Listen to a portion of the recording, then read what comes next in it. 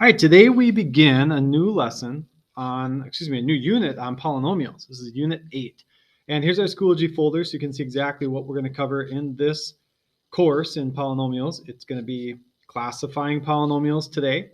Then we'll look at adding and subtracting polynomials, multiplying polynomials, and eventually evaluating polynomials before getting into our review and assessment. So let's begin with classifying polynomials. So let's start with the obvious. What in the world is a polynomial?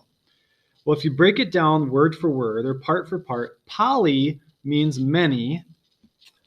And I guess in math, nomial means parts. So this is literally going to mean many parts. So it's an expression that has many parts to it. An expression containing more than one term, or the sum of terms that contain different powers of the same variable. For example, x to the second power, x to the third power, even x to the fourth power. Those are different powers of the same variable. And the key at the end there says the exponents of the variable must be a whole number. So you can only have things like x to the power of 0, or x to the first power, or x to the second power, and so on.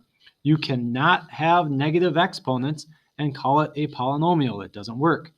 You cannot have a decimal for an exponent or a fraction for an exponent and call it a polynomial.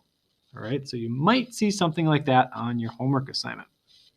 Here are some examples of polynomials and some of the things that we're really looking at today that are going to help us classify the polynomials. So here I have the expression 5x squared minus 8x plus 9. Notice there are 3 terms in that polynomial. Each term ends where the plus or the minus begins. So 5x squared is the first term. And then think of it as a negative 8x is the second term. And a positive 9 is the third term. There are 3 terms in that polynomial. And the largest exponent is a 2. In our second example, we have negative x cubed plus 4x squared minus 3x plus 6. This time we have, if we count our terms, the first term is negative x cubed. The second term is 4x squared. The third term is minus 3x. And the fourth term is plus 6 or positive 6. So there's 4 terms, and the term that has the largest exponent has an exponent of 3 in it. That's important because that's going to help us classify here in a little bit. One last example we have negative 3x squared minus 9x to the negative 5th power plus 1. You might notice right away there's something different about this expression. It has a negative exponent. But up above, we said that the exponents of the variable must be a whole number, like 0, 1, 2, 3, 4, 5, 6, 7, and up. So in this case, that expression is not a polynomial because there is a negative exponent. It would just be considered an expression, but we can't call it a polynomial. All right, so these are the names that we can give polynomials based on what we call the degree. The degree of the polynomial is the exact same number as the variable's largest exponent.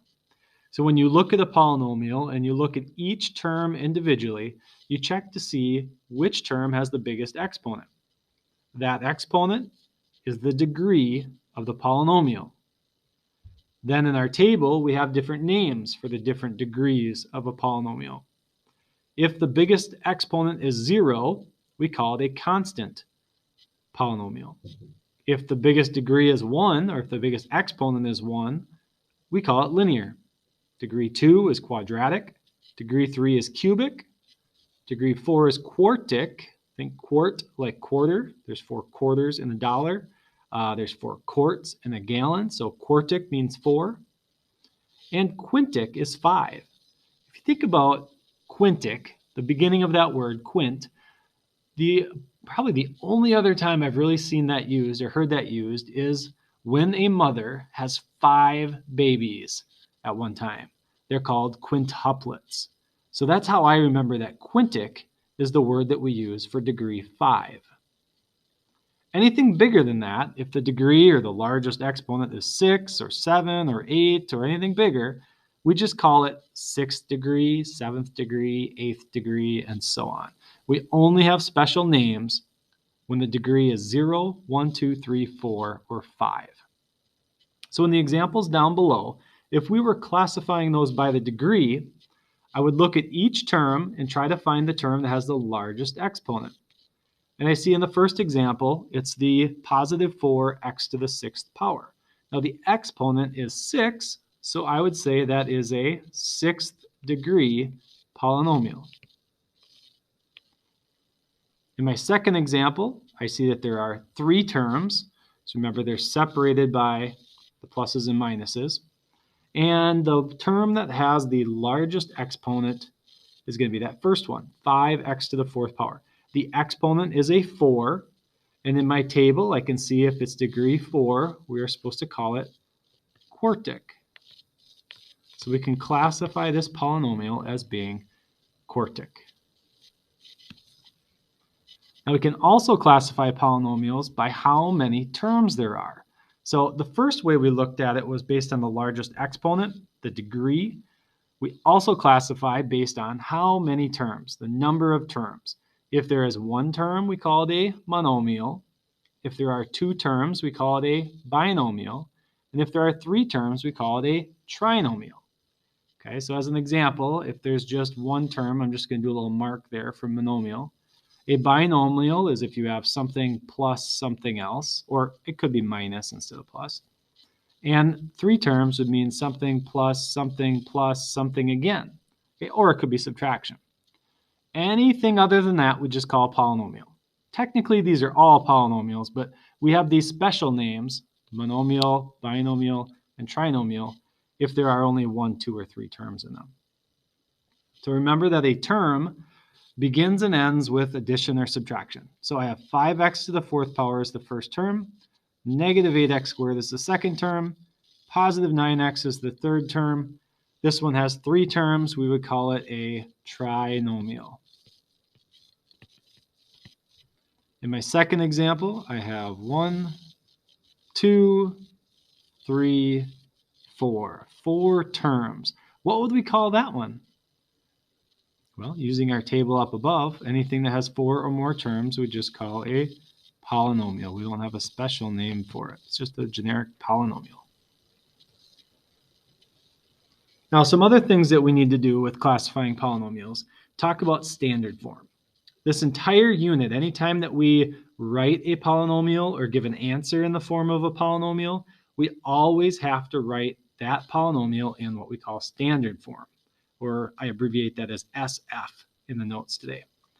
And that means that the terms need to be written in decreasing order based on its degree. Remember how we tell the degree of a polynomial? The exponents. So we basically need to write the term with the biggest exponent first, and then arrange them in order by the exponents from largest to smallest. When we do that, the term at the very beginning of the polynomial has a coefficient out front. We call that the leading coefficient because it's in the lead. It's at the beginning. So the coefficient of the first term when written in standard form is the leading coefficient. So in our first example, I can see that my 3 terms are 2x minus 7x squared, or negative 7x squared, and positive 13. Now we can rearrange these 3 terms to rewrite it in standard form. Standard form said, write the terms in decreasing order by degree. In other words, biggest exponent term to the smallest exponent term. And it's important here that you're looking at the exponents, not the coefficients. So you're looking at the little exponents. So when it says 2x, my first term there, that's like x to the 1st power. So my degree is just a little 1 on that first term. On the second term, I see the exponent is 2. And on the third term, I don't even see an x. I don't even see a variable. That means it was like x to the power of 0. So if I rearrange these, putting the largest degree term first, That's going to be negative 7x squared.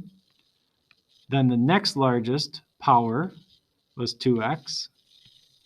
And then finally, my degree 0 term, my constant term, was just 13.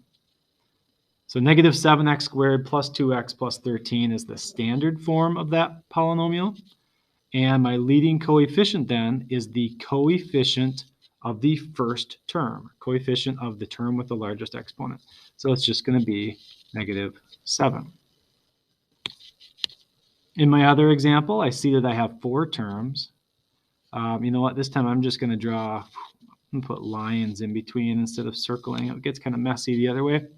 So I can see my 4 different terms, and I see that my largest exponent is the one that has a 6 as the exponent.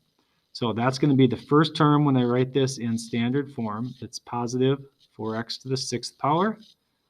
Now my next largest exponent is the one that has an exponent of 3. So minus x cubed. And the next largest is the minus 3x squared.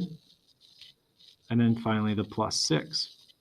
So I have all my exponents arranged from greatest to least.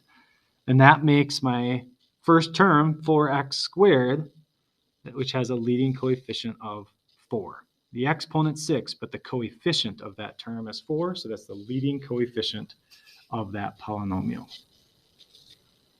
So I want you to take a minute, see if you can match numbers 1, 2, and 3.